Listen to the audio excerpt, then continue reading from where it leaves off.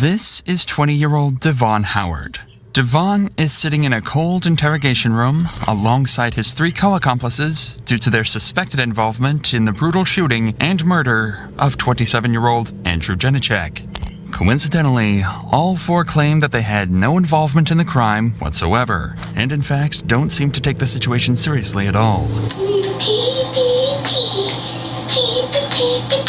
Where did you pick her up at? Okay. Man, they look Relax, evil okay. already, I'm bro. just tired. Okay. I was involved in the murder of somebody. Oh, the time is right there.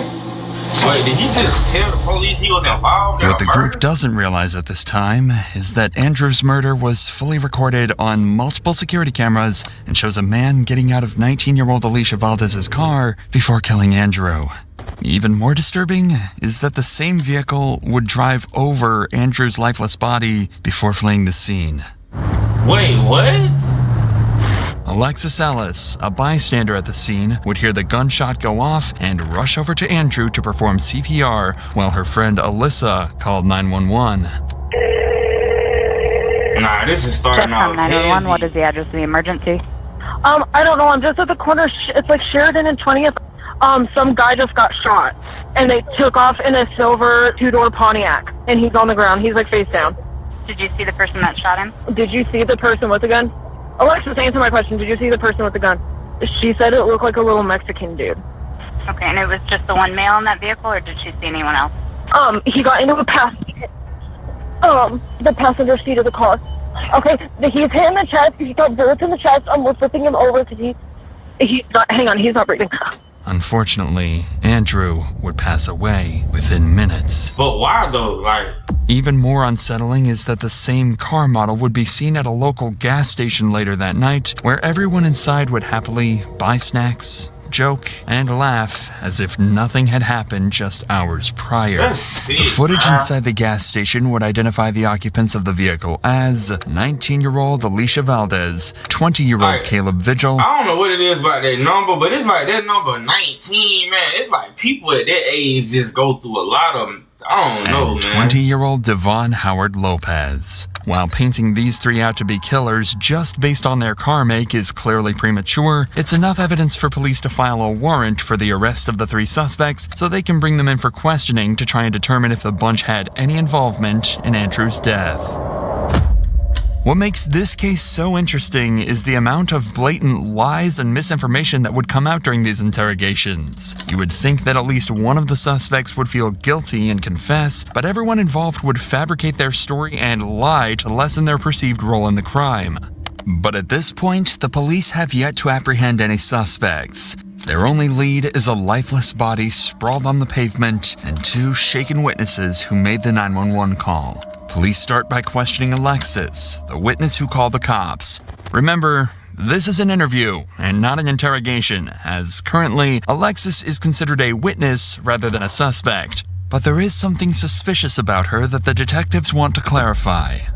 3 years earlier, Alexis was charged as an accessory to murder after her boyfriend shot and killed one of his friends from the vehicle she was driving. Bro, The what is detective going on already? Like, bro, what?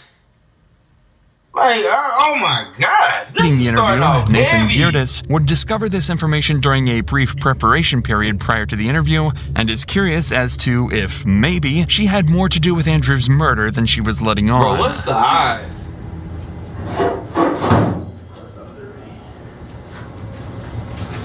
We pulled up, we parked in the back parking lot. My friend got out to go into the dispensary. Sitting on my phone, playing on Facebook, heard the shot, thought it was a firework for a second. So I looked up and saw the victim face down on the floor, and the shooter, there's a silver Pontiac in front of the victim, and the shooter was in front of the car, still kind of standing by the victim's body with the gun pointed at him. And then got back into the Pontiac on the passenger side. They hesitated for a minute on which way they're going to pull off. Looked like they were trying not to hit him. They kind of looked around the parking lot to see if anyone saw it. I was kind of trying to duck as much as possible. I got out of the car. Once I saw that they were gone, ran up to him. I said, "Are you hit?" He said, "Yes, please help me." called 911, let him know there was an ambulance on the way. Sounded like he was kind of crying. He wasn't saying anything else. After 2 minutes, the crying stopped. So went to check for a pulse. There was no pulse. Big neck? Big neck. You alright? Yeah. Take note She of sounds Alexis's like posture when discussing the shooting. That's what I'm saying. She's leaned in towards the officer and seems comfortable, showing little signs of resistance. Bro, she This sounds language presents experienced. truthfulness on her behalf, so it's unlikely she feels any guilt, which likely means that her recollection of events is indeed accurate to what she believed happened. So you hear nothing. The first thing that catches your attention is a shot. Okay? Are you familiar with guns? That's what I'm on probation for. How so?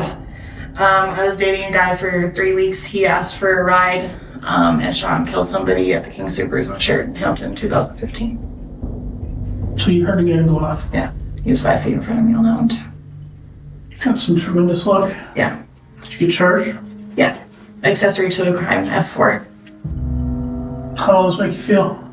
I don't know. I mean, it was hard. I was glad I was able to react like that because I didn't react like that with my case. At the same time, I'm not my PO and everybody's probably gonna chew my ass for it, but One of the things students love about culinary school online with the Scopier is that's the heavy, bro. toolkit.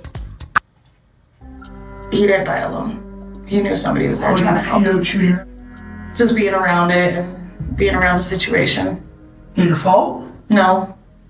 But there's Did you know this was gonna go down? no. This interview clearly showcased the responses suspects make when dealing with discomfort. We could physically see her subtle movement patterns and how they coincided with certain emotions Alexis was feeling. Her body language makes sense. She felt uncomfortable while discussing her own criminal history, which is completely reasonable. However, when discussing a crime she had no part in, her demeanor changed significantly, with an open posture and willingness to answer every question. And with this, we should be now more prepared to analyze the interrogation of a less innocent suspect figure out later what's on in this going on. video. Following this interview, police would continue their hunt to find the whereabouts of the three And I'm gonna stop pausing it, but just all like they don't even look inside like the they would suspected hang out vehicle, together in and it real wouldn't life. take them long at all. I don't Just know a few what I'm hours missing. later, at 4 a.m., an officer spotted a vehicle closely resembling the one described by Alexis driving recklessly and pulled it over. It quickly became clear that this was no ordinary traffic stop.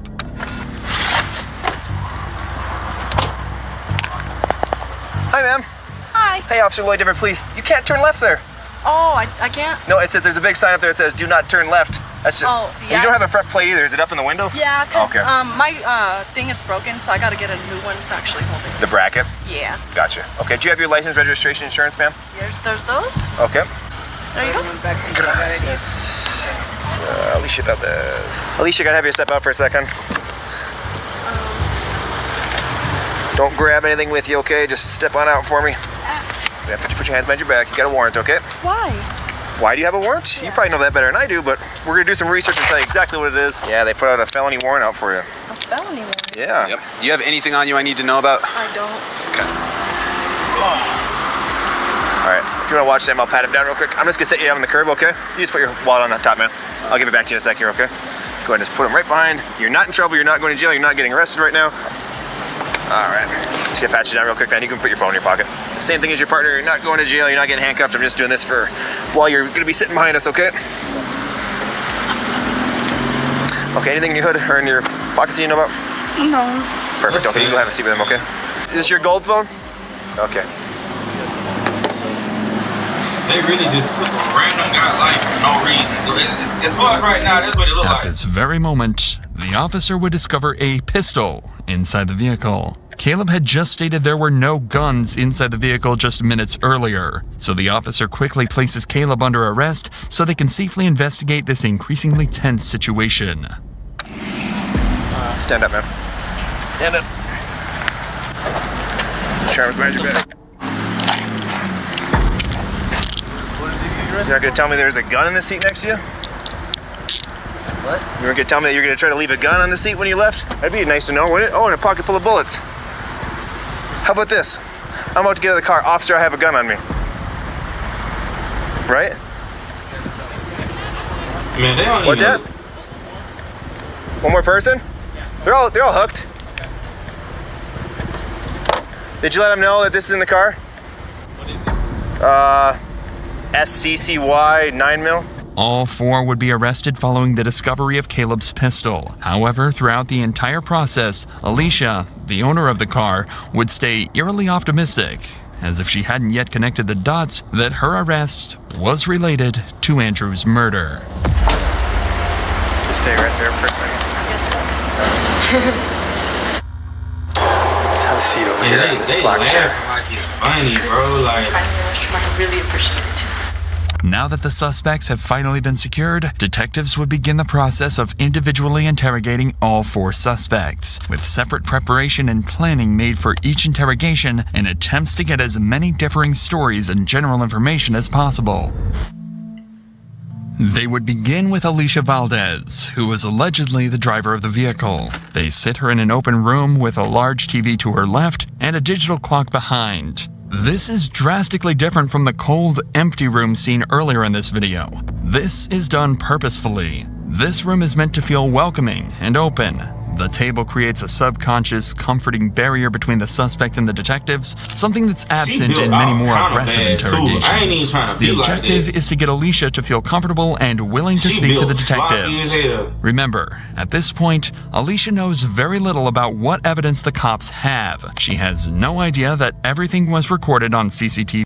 My name is Cecilia. I'm a mom of 2 girls, There's cameras a psychologist, everywhere, boy. and I choose to transform my PBC. Like, these are like prime example of just stupid criminals, bro. Just, I ain't calling them stupid, but as And they know that her criminals, car was there. stupid. The plan is to set a trap that prevents Alicia from denying that she was at the scene, so the more willing she is to talk at the beginning, the better. That's why they start the questioning off lightly, but it'll ramp up in no time at all. Yeah, just have a seat right there.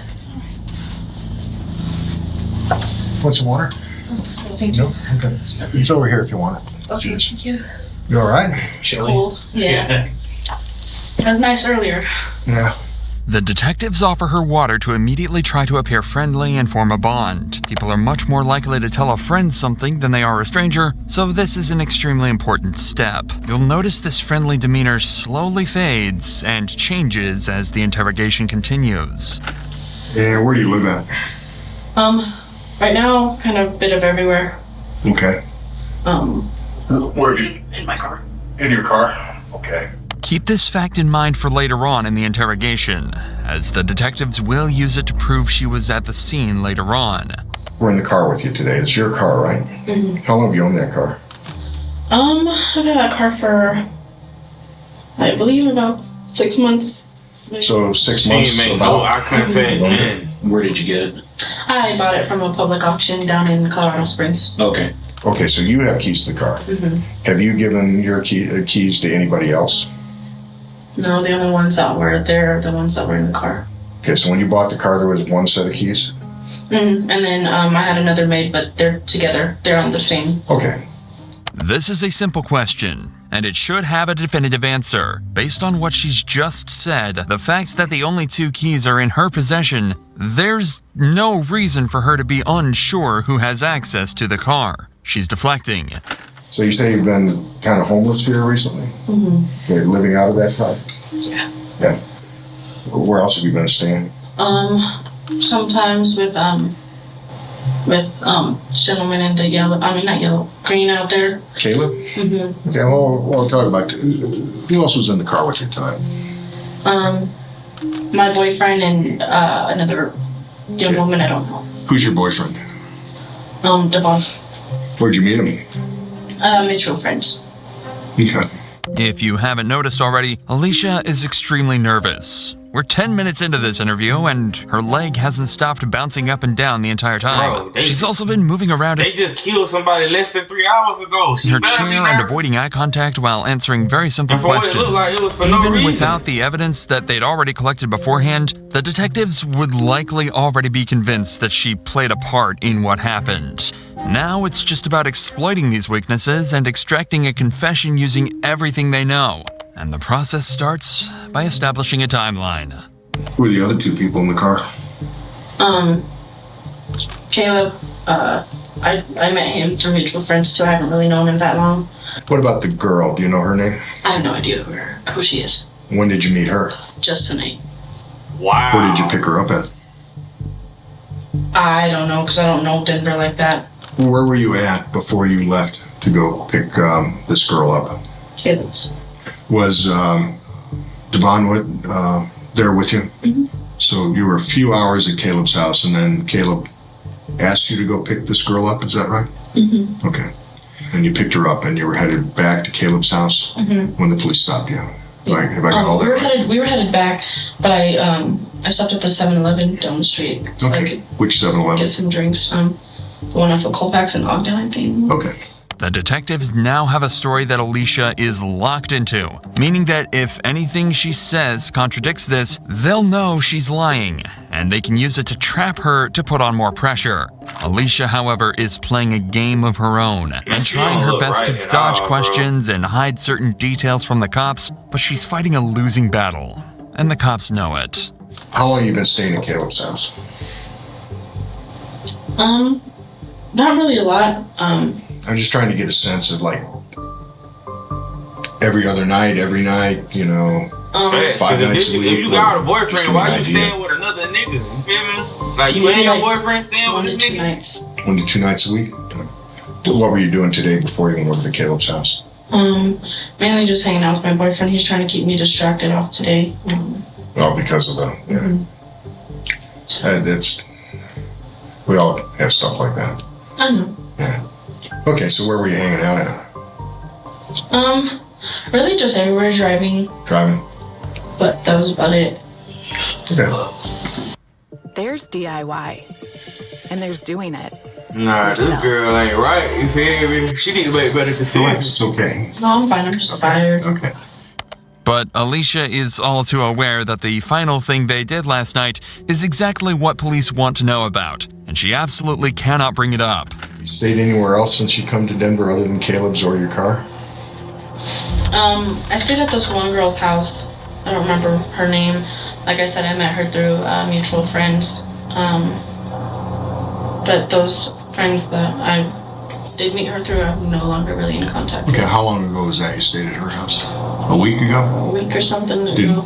Devin stay with you at her house too? Mhm, yeah, he's with me all the time.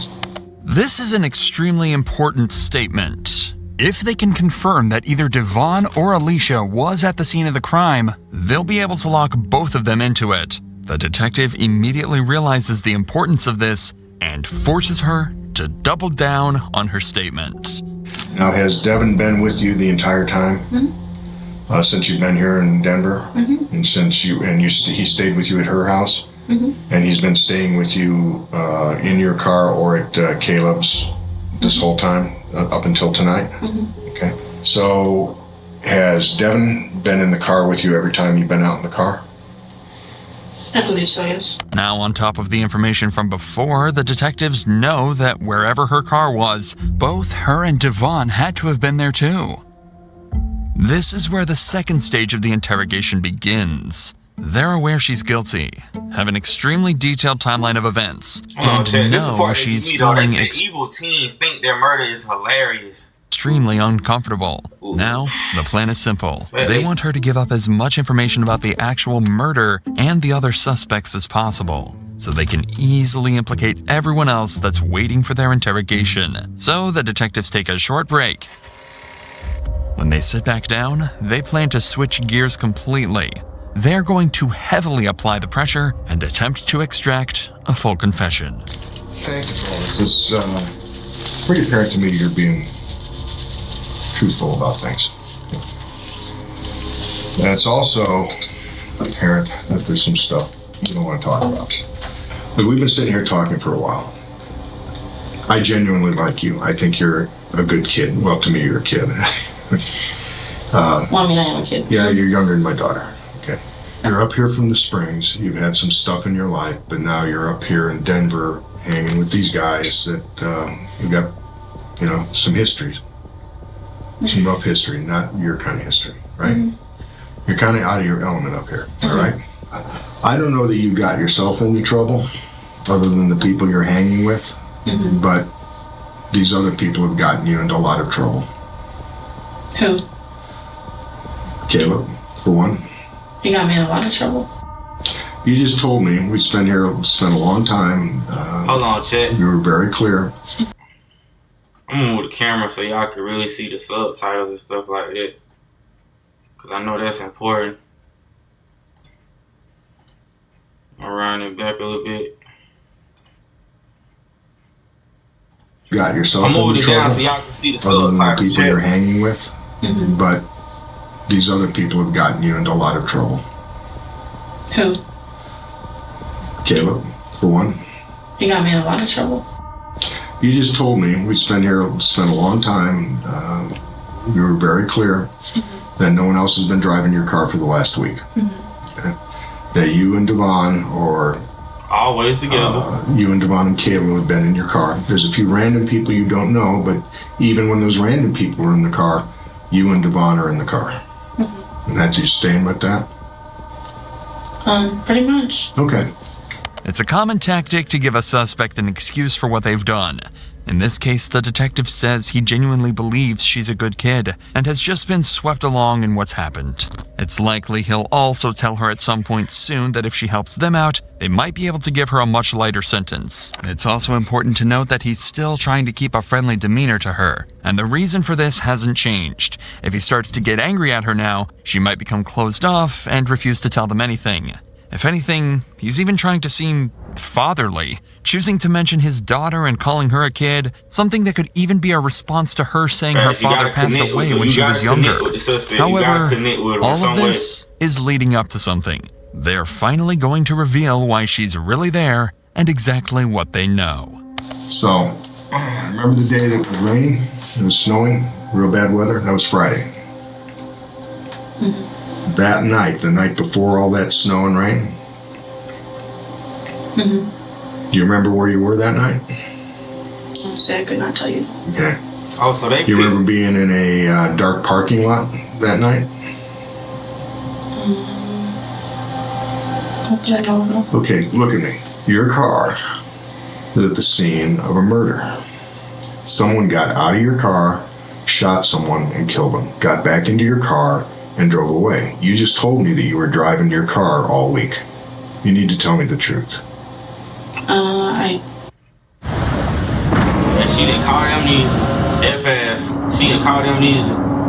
Now he about to be asking a question like, do you remember where you were yesterday? I don't recall. You don't recall? I don't. She called. We have it on amnesia. video. I know that the person who shot this guy is a guy. I know it wasn't you. I know it was your car. You tell me you're the only one driving your car, so you were driving the car. I mean, yeah, but I don't recall being in wherever you're saying I was. Picture yourself in this situation. If you'd just been told that police believe you were at the scene of the crime, would your first response be, I don't recall? Anybody innocent would be shocked to hear this information. Exactly. And do everything they could to clear their name and distance themselves from the crime. Alicia was there. And now the detectives are more certain of this than ever. And they're starting to get frustrated. I would too. Honestly, you need to be honest with me here. I am? No, you're not. I do know you were driving the car. Now, driving the car could make you an accessory to murder. If you're going to sit here and tell me you don't remember, no one in the world, no one. You put yourself in my position, okay? I know you were driving the car. I know your car was there because I got video of it. I really don't. Put yourself in my position. Do you think anybody in the world is going to believe that you don't remember that?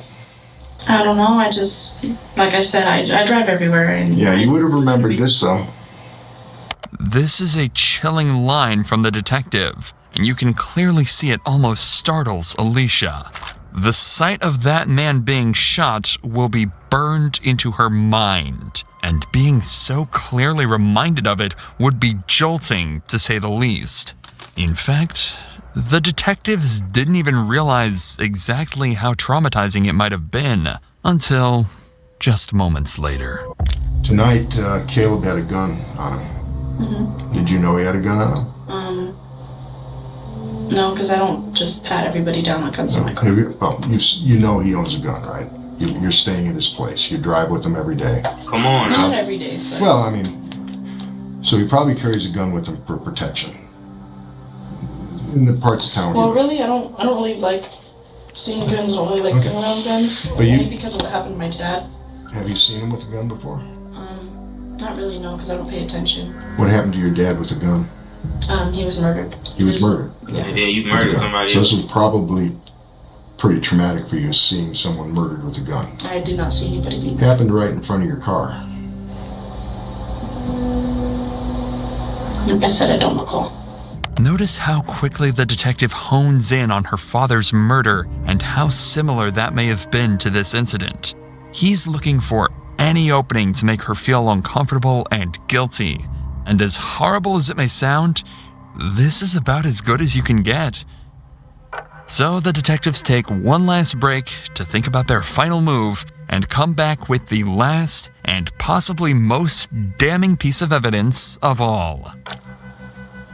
20 minutes later. But I know that 20 minutes was heavy. Water or something.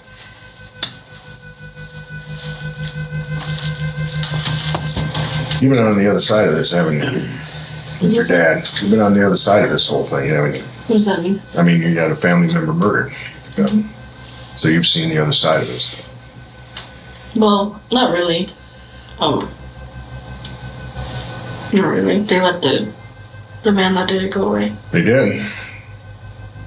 How'd that feel? Did they catch him and not? And they let him go?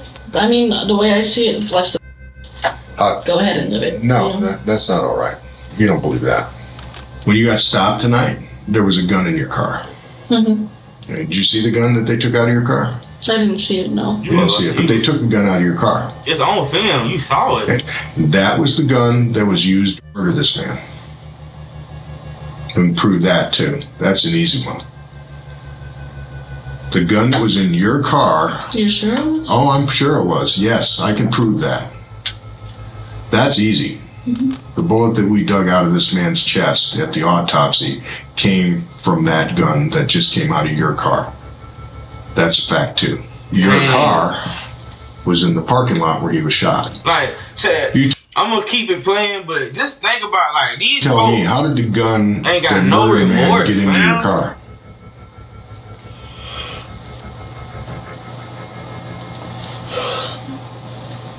I don't know. The detectives get very little other information out of her from this point on. Sick, bro. Magically summarize Like, your she ain't notes. showing no remorse. Kindle Scribe. Oh, bro. Onwards, but they've already gotten more than enough. They've heavily implicated her in the crime, and it sounds as though Devon had to have been there with her too. It's at this point that we'll take a break from the suspect's interrogation, as unfortunately, convicting the criminals is only one half of these officers' jobs. And while all of this is going on, another team of detectives and officers are tasked with the brutal job of breaking the news of Andrew's death to his family. That's heavy. Andrew's girlfriend Jessica was the only one awake, so in the middle of the night, she'd get a knock on the door from a group of detectives. All right, Jessica. Well, I appreciate you answering my questions. So I have some news for you. It's not. I'm just going to come out and say it. Andrew's dead. You're joking? I'm not joking. Andrew is dead. What happened? He was shot, and he died in the parking lot. Oh my god. Bro, that's sick, Did man. already inform his mom or anything? You're the first person I was able to get a hold of, and I know that this is hard to hear. Oh my god. This clip is devastating, as it seems like Jessica had absolutely no idea of any of the events that transpired earlier that That's what I'm night. saying. I think As they far just- as she was aware, Andrew was simply going out to get them barbecue dinner. However, as sad as this is, detectives have to consider the possibility of Andrew having some sort of connection to the group. He For all had they to, know, bro. this could have been a drug deal gone wrong or some other illegal activity that caused the shooting. Something, With this bro. in mind, detectives would bring Jessica to the station where they could conduct a formal interview. Alright, check predictions. This is one of my random guesses. I'm guessing they was somewhere, they seen him, they tried to rob him. Or they tried, I don't know though, because they said the whole thing took like 5 minutes. They said, dang, bro, they ain't hear no argument. And to then they determine just if shot the Andrew dude. had any prior connection to the group that killed him. While preparing for the interview, a strange discovery would be made. Police were given an anonymous tip that Jessica's own brother had been planning to kill Andrew. The two had supposedly a recurring issue with one another that had gotten progressively worse. This is awfully coincidental. Wait, hold on. Is this Jessica, right? The girlfriend? And her brother the one? Oh my gosh, bro. And something detectives need to get to the bottom of. My brother just saw it on the news. They just put it on the news. Oh, did they? Yeah. And then I saw the picture of him on there. Okay. I bet that was pretty rough. So I received information going back a year, maybe 2 years. Your brother had threatened Andrew. Yeah, basically. He didn't threaten him directly. It was indirectly to me. Meaning I was driving to work one morning and we were having a fight, and that's when he really unnerved me. So I told Andrew, and then Andrew wanted to take it to the police, and the police said your best option would be just to move away from the situation. So we did. What was said? I mean, it was obviously fairly egregious if... Basically, it was just probably something to the effect, I'll just take him out too. What do you think he meant by that? I mean, well, the first thought to my head is to kill him, taking someone out. While these comments from Jessica's brother are disturbing, Jessica doesn't seem too bothered by it now. But at the time, they took it seriously enough to move houses just to get away from him. But the detective can't just take Jessica's word for this. Luckily, there are some simple ways that he might be able to prove if he was involved or not. What kind of car does your brother drive? The Pathfinder. What color is that? Green. Well, like a dark forest green. Does your brother have access to firearms or anything like that? He's not allowed to. Why not? He has charges against him for past stupidity. Okay. And I don't know all those crimes because I didn't bother to try to talk to him about them. The description of his cars don't match up with the one on CCTV at all, and if he's not allowed access to any firearms, then it's very unlikely that he was their guy. However, before they wrap up the interview, Jessica asks a final, devastating question. Can I just ask you one question? Sure. Andrew? Can I ask you, where he was shot? Just because his mom told me that when he was shot, the witness who saw it ran to him and stayed with him until he passed. He was shot in the chest. That's sick, man. Yeah. You don't deserve that at all. Bro, that's sick. No, nobody deserves that. So, from all accounts, from what you've been saying, it seems like he was a very good guy. Yeah.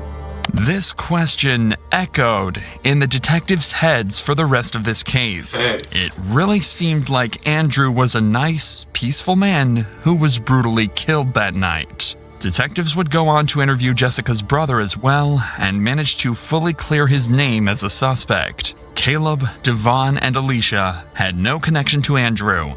This was a cold-blooded murder. Bro, this case had just taken what do you do? You feel me? In a situation like this where you just randomly going out to get some more food for you and your girl, and that's what I'm saying, bro. More sinister turn, and detectives had to find justice for not only Andrew, but for the rest of his family. After Alicia's interrogation, they would bring in Caleb, the man who they at this point believe actually pulled the trigger. But Caleb wasn't planning on making things easy. His interrogation lasts just 4 minutes, but opens up an entirely new side to this investigation, filled with dozens of shocking new pieces of evidence, all sparked by just one tiny thing that he said. All right, Caleb. It's been a long night, huh? Yeah. This sick, man. You shot a random dude for no reason. Detective John Meone. I'm a detective here with Denver, and I'm going to talk to you about your traffic stop, your friends, and the gun that you had on you tonight. What's your home address, Caleb? 1548 in Fontaine. If you want to talk to me about what happened, your answer is yes. If you don't want to talk to me, you should say no. No, I thought it wasn't. Okay. The interrogation ended here, I ain't gonna lie, this but shit unbeknownst to low-key making me Caleb, mad. he gave away a crucial piece of evidence, his address, and it took police no time at all to obtain a search warrant. Police, open up the door. Police, open the door. Show me your hands, show me your hands. Step up. Who else is in here? Nobody, just me, sir. I don't live here. This is not my house. This is a friend's house of mine. I apologize. If you're in here, make yourself known. Do it now. Police department, come out. Come out with your hands up. That was one of Caleb's friends, and he's one of the 3 keys inside this apartment that would unlock the case for the detectives. The second was this giant stock of 9mm bullets that perfectly matched the bullet found lodged inside Andrew's body. And if that wasn't damning enough, there was one more piece of evidence inside that was the most shocking of all, but the police hadn't even realized it yet. Instead, they wanted to have a quick conversation with the man they found inside. It seems that Caleb was known to this guy as Modelo, and Devon as Silencio. Often friends of suspects like this tend to keep their mouths shut out of trust, but this time, well, see for yourself. Modelo got out of the car, I guess, to go mug this dude with a gun. Dude dropped the wallet on the ground. Check. Modelo Hold up, snap. So we ain't even having to guess no more. Like, bro, instantly start singing. They ain't even gotta do But no the police hard hadn't work. even realized it yet. Instead, they wanted to have a quick conversation with the man they found inside. It seems that Caleb was known to this guy as Modelo, and Devon as Silencio. Often friends of suspects like this tend to keep their mouths shut out of trust, but this time, well, see for yourself. Modelo got out of the car, I guess, to go mug this dude with a gun. Dude dropped the wallet on the ground. Modelo unloaded the gun into somebody, I guess. So whoever was in the car, I guess, Silencio just told me that they saw him get back up or whatever, and they ran him over as they drove off. That's all I know. This was everything detectives could have asked for, but what came next was their most haunting discovery of all. Inside Caleb's house was a receipt from 7-Eleven dated just minutes after the murder, proving that Caleb, Devon, and Alicia were indeed the ones laughing at the gas station after the murder. All of these events transpired over 24 hours, but police had left out one crucial suspect, Devon, aka Silencio, and it was for good reason. Police knew Devon was desperate to keep his girlfriend Alicia from getting charged, so if they could use that against him, they might be able to get him to admit to the murders. The mounting pressure on Devon became so intense that he started confessing to other crimes and robberies he had committed in the past. I'll tell you straight up, me and Caleb together have done crimes before. Okay. What you're about to witness is a 21-year-old talking himself into over 300 years in prison. Dang. Devin? Devon. Do you go by Devon? Yeah. I'm probably gonna screw that up, so if I do, I apologize, alright? I'm not worried about it. So, Devon, like I said, my name is Mark Spurgeon. I'm an investigator with the Jefferson County District Attorney's Office. You know Nate, right? You know we're both cops? Yep. Okay. It's been my understanding that when they made contact with you this afternoon, that you were willing to talk to us again. Is that true? To an extent, yeah. Okay. To an extent? Okay. I just like to start and make sure you understand your rights, because one of the things I don't want to do in this room is violate your rights. You have these rights, and I think they're important to you. So, you know where you're at? Yeah. All right. Well, kinda. All right. I know this sounds stupid, but I want to make sure that you understand what we're doing. Where are you at? Some police station. Okay. All right. What state are you in? Colorado. Who's the president? Trump. The detectives are being perhaps even more careful at the beginning of this interrogation than they were in Alicia's. No, they for want to real. confirm that Devon is of sound mind right now, leaving the defense absolutely no opportunity to invalidate this piece of evidence in court. They can't. Because you know they try to say he might have been crazy in the mind, or he make like nah, bro. Leave any room for error because they know he's likely only here for one reason: to confess. Now he could. Investigation somewhat late, so I kind of want to start out and ask you, why are we sitting in this room? Why are we here? Fill me in.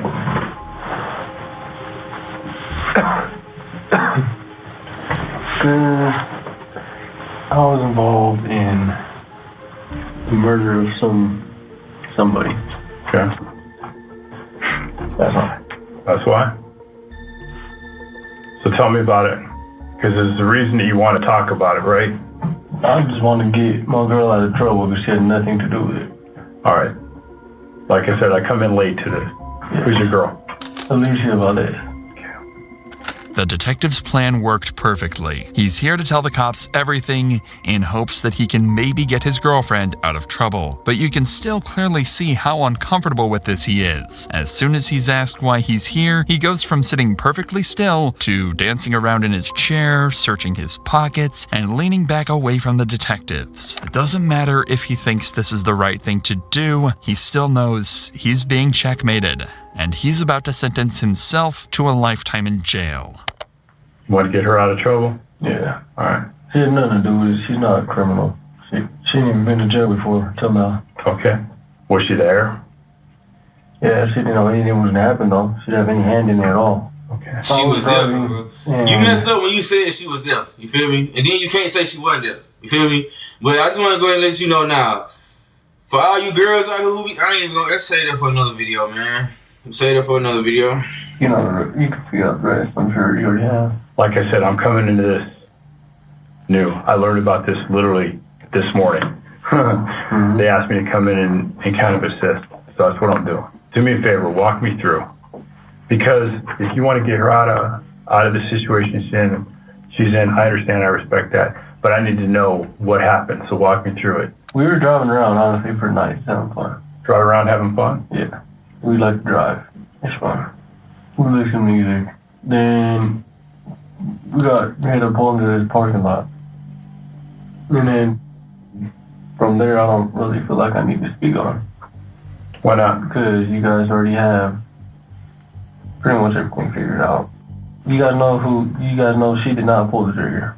Okay. That's what matters. I'm just here to get her out of trouble. I'm not here to get anyone else in trouble, except for myself, obviously. Right. All I can tell you is no one knew that the shooting was going to happen. It was not planned. So it wasn't planned? Hell no, it wasn't planned. Who planned on driving to a parking lot shooting some random white guy? Were you planning on robbing him? Like I said, I wasn't planning on doing it. Was Caleb planning on robbing him? Like I said, I'm not going to speak on that. This is one of the detectives' leading theories about what happened. They don't necessarily believe that they planned on murdering Andrew. They think that this was more likely a robbery gone wrong. They intended to just steal Andrew's money, but ended up freaking out, shooting him, and running him over to ensure he couldn't turn them into the cops. What makes you guys go at this kid? Who? The victim, the kid that died.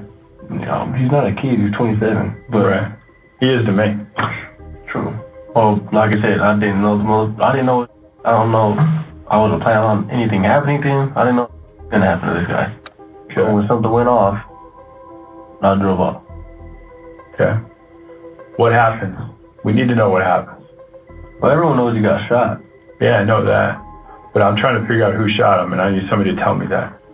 Well, I'm not going to tell you anything, because I'm sure you guys already know. And yeah. If you guys can't figure that out, then there's some issues. Because well, let me ask you this. What I'm trying to... She didn't shoot. You know, she didn't pull the trigger. I told you I was driving. Right. I mean, can put the rest together. It's not up to me. But I guess I'm trying to understand is why. I'm trying to understand the motive. I don't know. I told you. None of us do that happen. I'm sitting in the damn car. Mm-hmm. So I obviously don't know anything's going to happen. You drive him there. You put him in that lot. Unfortunately, that's how it looks. That is how it happened. Yeah. It's just nothing. I'm telling you nothing. So wait, so they really just they story and they sticking to it is really they just was at a random spot in a black parking lot and just seeing a random white dude and was like, all right, we about to rob this dude for his money. The white dude dropped the wallet and say you can have everything. They shoot the man in the chest, then run over him and pull off. Like, it was literally like no motive. Let me ask you this: were you just thinking of? That's what's so crazy. Like, and the police trying to figure it out. Like, so y'all literally just telling us y'all just killed a random dude because you tried to rob him, and he gave you what you asked for. Like, bro, this is crazy. Was Caleb, or do you even know was Caleb trying just to rip off, get some money? And it's bad? We're not perfect. I've done this before. At this point, it's obvious that Devon's lawyer will have told him clearly not to discuss anything that doesn't relate directly to Alicia. He's only going to talk about anything that might help get her out of trouble. It's also at this point that the detective realizes that. He knows that he's not going to get anything out of Devon beyond that, so that's when he decides to do something extremely clever. He's going to abuse the fact that Devon only wants to get Alicia out of trouble, and phrase his next question in a way that forces him to give up some vital information. I'm not going to speak on what, like, anything else besides me and Alicia. Let me ask you this. Did you guys talk about it? What do you mean? Did you guys talk about it? Did you and Caleb say, hey, this is what we're thinking about? Because I'm trying to figure out, is she the one planning this? Alicia had nothing to do with any of this. So help me understand that. I'll tell you straight up, me and Caleb together have done crimes before. Okay. I'm worried about this one. This one right here?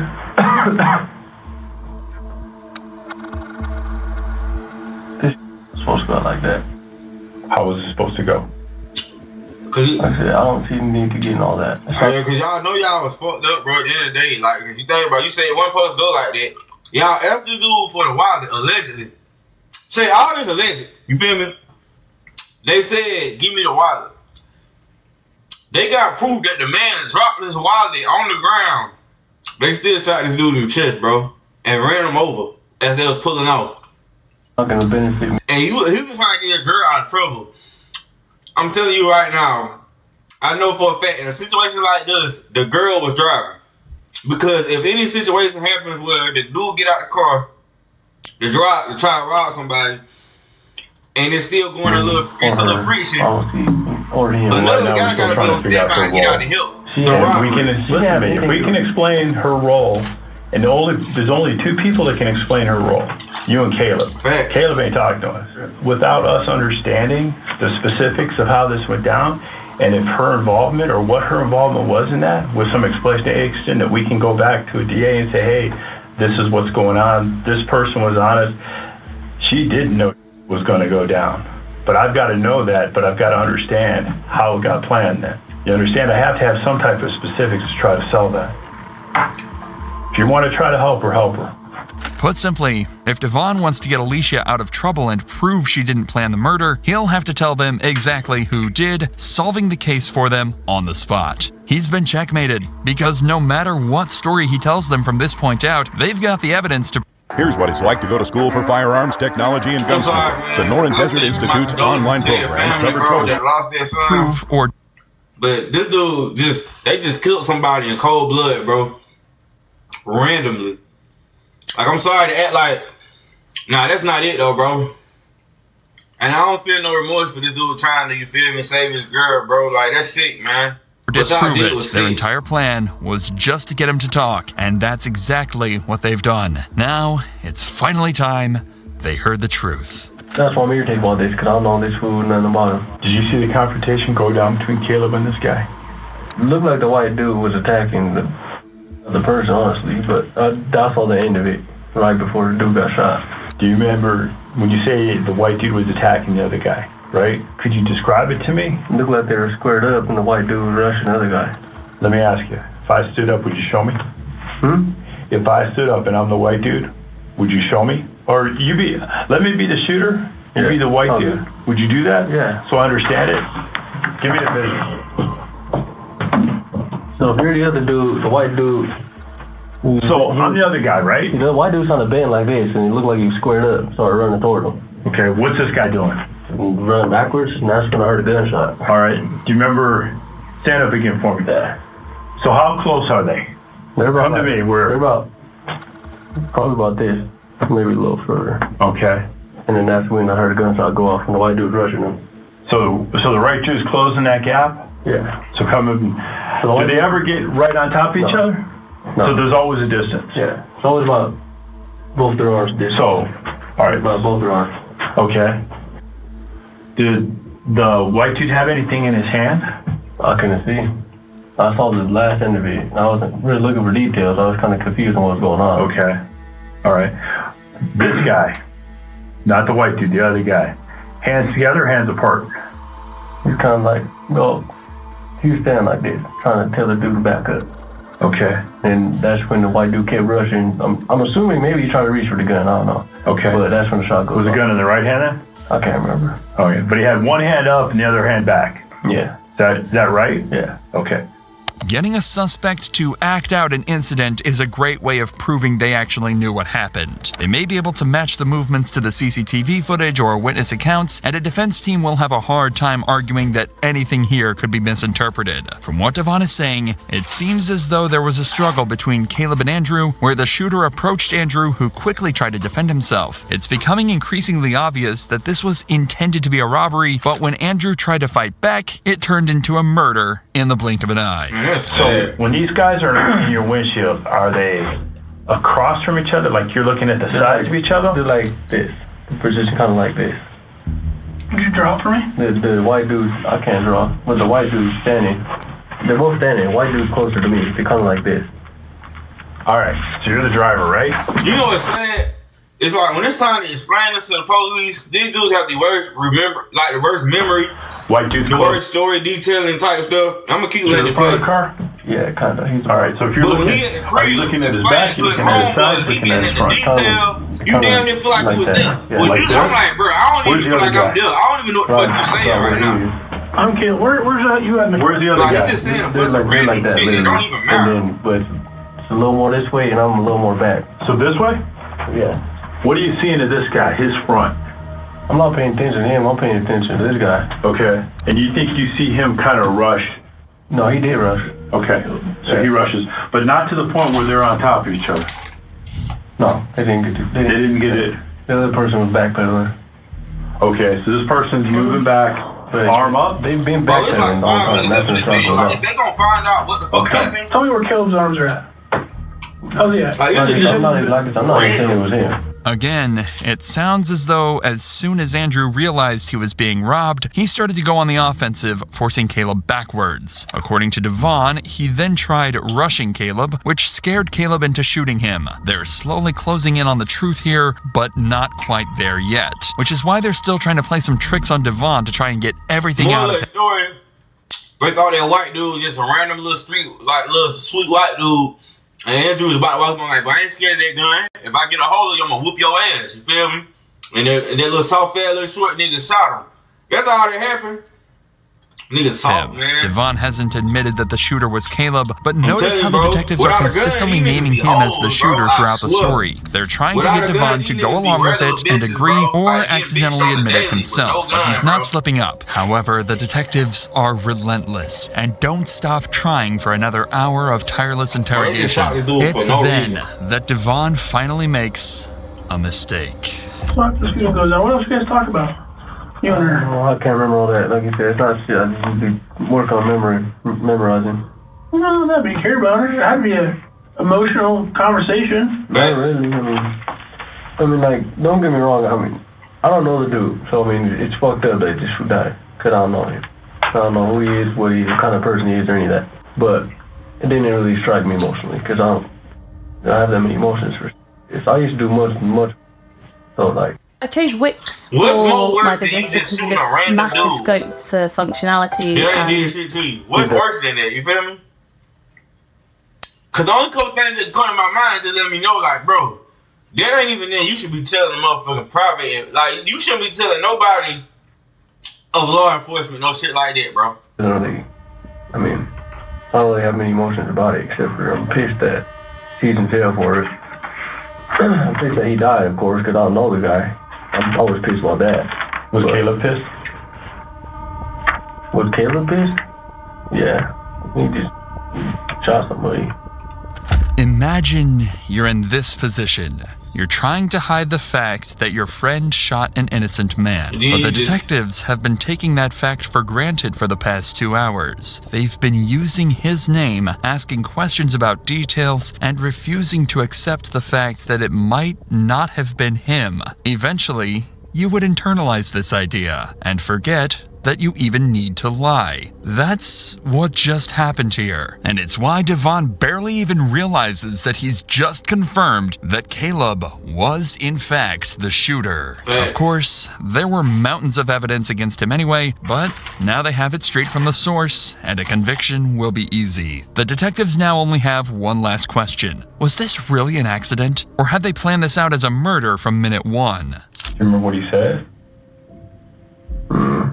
Is he panicked? Oliver's kind of panicked because, like I said, I didn't see it coming. I don't like unexpected things like this happening because of this situation exactly. I mean, look at me now.